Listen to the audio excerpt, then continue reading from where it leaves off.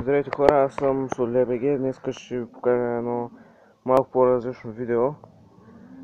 И то е как да смажем вергата на велосипеда си. Както виждате, моя съм го обърнал, но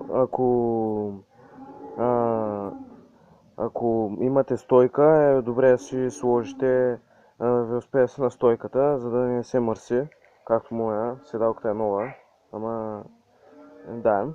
Ето тук, така, ако имате стара смазка, чакайте да оставя спря.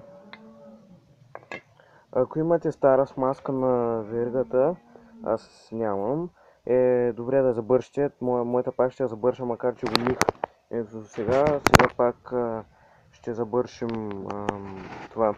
Ще забършим вергата. Ето сега може да започнем да махаме старото масло от вергата.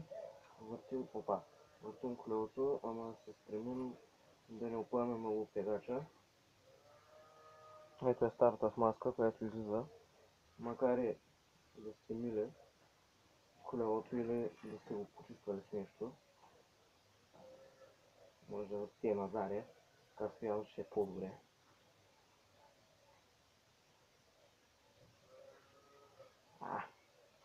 Стъпатал.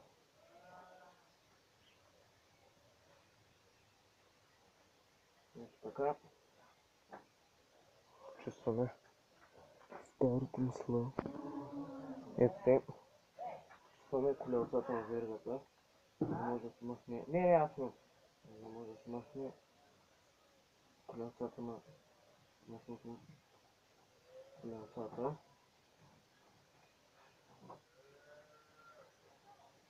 По телефона ли говориш? Да. Почистваме.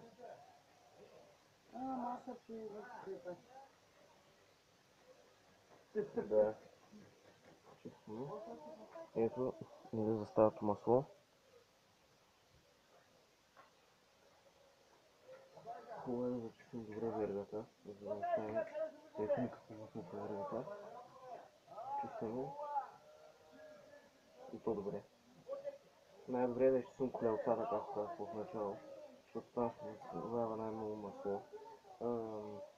Никога не смазваме с масло за лагери, машинно масло, течно масло или каквото и да било масло, защото маслото после събира боклуци в вергата и така ми за да направим нещо хубаво на колелото, правим нещо лошо. И става по-лошо. Ето вергата чистена. Аз с пръстите си чистя. Да.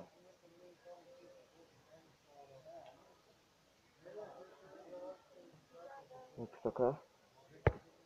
Остава парцала.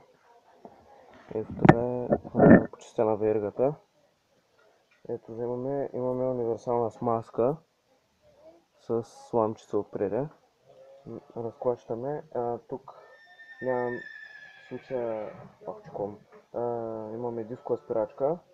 Нямаме дискова спирачка, така че спокойно може да пръскаме зад тегача. Разклащаме спря.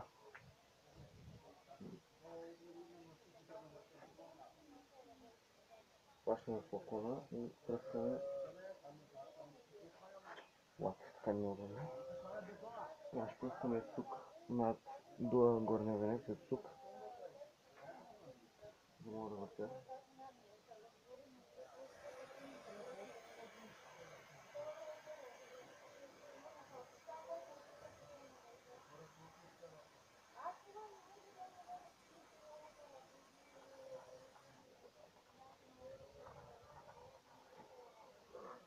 Сега е смазана.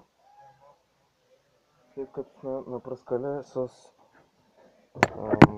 спрея, изчакваме 5-10 минути спрея да поседи и добре е също да пръснем местата към пружините, в смисъл местата на колелото.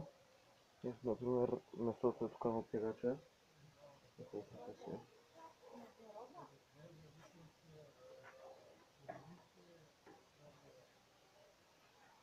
На предния тегач. Къде?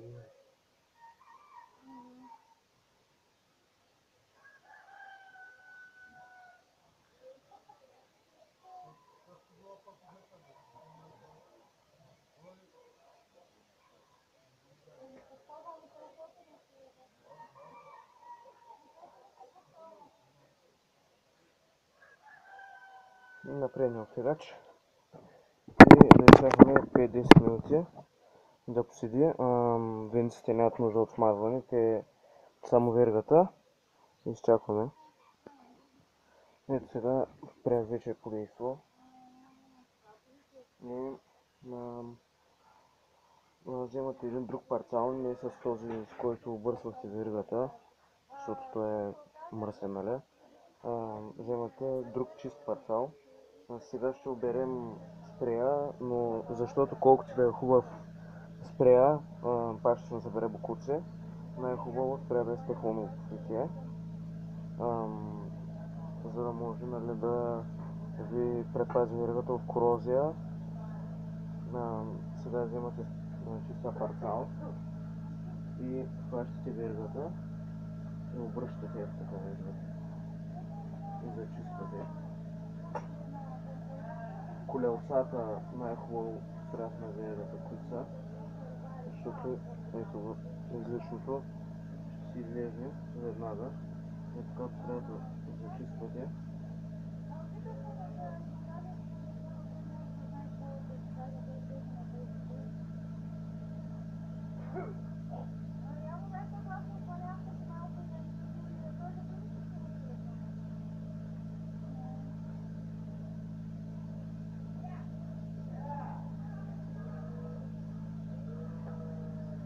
Ето така, зачистваме.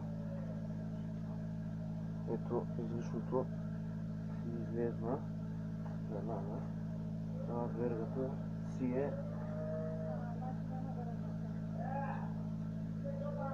смазана. Така, със същия парцал забърсвате излишното около тегача. Няма как, нали, да бъркате вътре в пружината, но поне около нея. Не да изчистите такъв от нея. Ето пак излишното си излиза веднага. Ако сме изцапали някъде, трябва да го зачистим.